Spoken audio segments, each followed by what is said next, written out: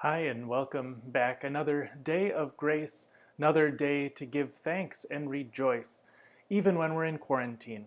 This is Philippians chapter 1. We are at verse 28 today, and we're going to go all the way through the end of the chapter. So Philippians 1:28 picks up in the middle of a sentence, not a great place to start, but just pick it up where it goes. So Paul is writing to these Philippians, writing from jail, saying, I know that you are going to keep your stand. You'll stand firm in the Spirit. You'll strive together as one for the faith of the gospel. Okay, verse 28. You're going to do that without being frightened in any way by those who oppose you. This is a sign to them, the people who oppose them, who will oppose them. It'll be a sign to them that they'll be destroyed, but that you will be saved, and that by God. For it has been granted to you on behalf of Christ not only to believe in him, but also to suffer for him. Since you're going through the same struggle you saw I had, and now hear that I still have. So this is a personal section here, Paul telling the Philippians that they very well might undergo some persecutions for their faith in a kind of way that we are not used to. This closing of churches and other schools, and it might feel like a religious persecution. It's really not. We're in the same boat as businesses and every other religion in the world. This isn't at all what the Philippians were about to undergo, or what Paul was experiencing in the moment as he was writing this letter from inside a prison for talking about Jesus. None of us here at Bethel have experienced that, although we do have Christian brothers and sisters around the world who are going through that, and even at this moment, they've been through it. He says that it's been a gift to you if you get a chance to suffer for Jesus and you hold firm. In verse 29, he says that's a gift, just like believing in Jesus was a gift. Well, now you get to suffer for Jesus, suffer for the name of Jesus. Take it as a gift from the Lord.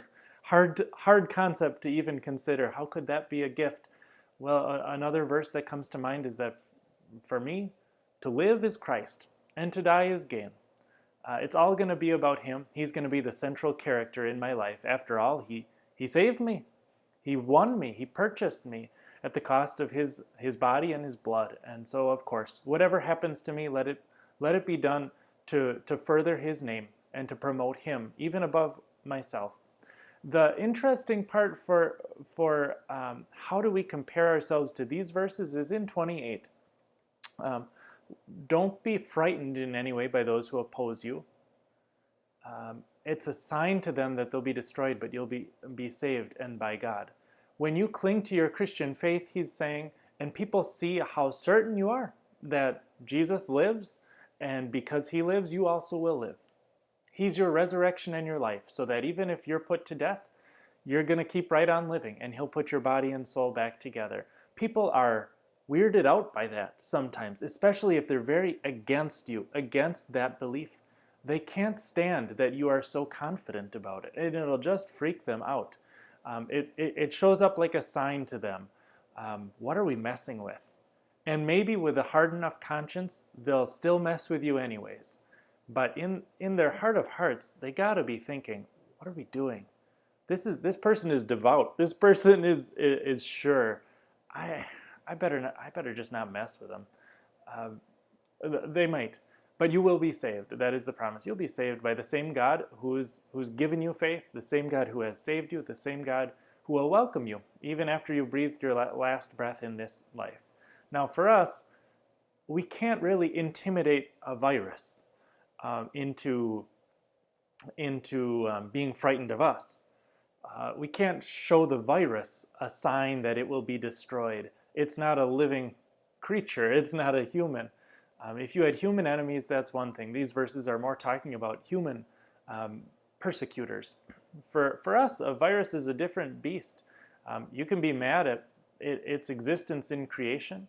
You can be frustrated, and you can recognize that this is not how Adam and Eve were ever created to live, with viruses attacking their bodies that they have no defenses for. This is part of living in a fallen world, so pray against it.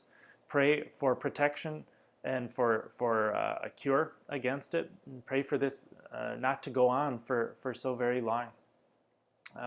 Paul was going through a struggle, and he was able to encourage people, the Philippians.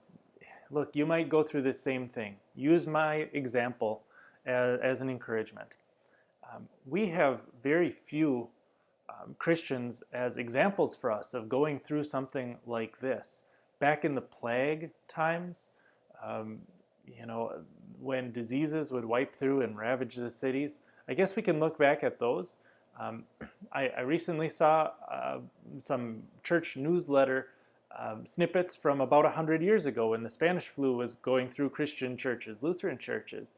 And how are they dealing with something like this? Well, pretty much the same way we were. They didn't meet for several weeks. They were kind of frustrated by it and wished they could be together, but they recognized at the same time, for the health of everybody, we're going to have to be apart for a little bit. So they used the mail. I think they just sent out word and kind of spread the word about, we're not going to be able to meet for a while. And then finally, after several weeks, they were able to get back together. They looked back on that and said, wow, that was weird, but we're glad to be able to be back together again. I look forward to being back together with you sometime soon. Until then, Jesus keep you safe and send his angels to watch over you and keep you close to him, especially your heart, your faith, no matter what kind of persecutions you are going through.